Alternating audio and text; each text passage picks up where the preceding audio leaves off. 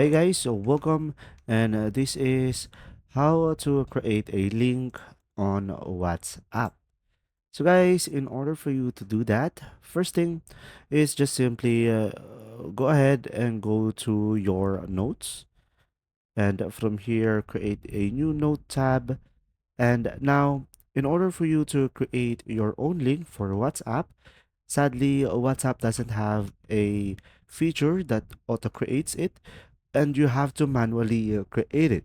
So in order for you to do that, just simply type on your notes https and then double colon slash slash wa, which means WhatsApp that me, and then slash, and after that, you could just simply go ahead and provide your country code. So, for example, I live in the Philippines, so country code will be 64. And after that, just simply provide your number. And after that, guys, just simply copy the link that you just made and just simply go to your web browser and just simply go ahead and paste your text that you copied. And it will look something like this: chat on WhatsApp, and you can just simply select open app to proceed with this process. There you go. See ya.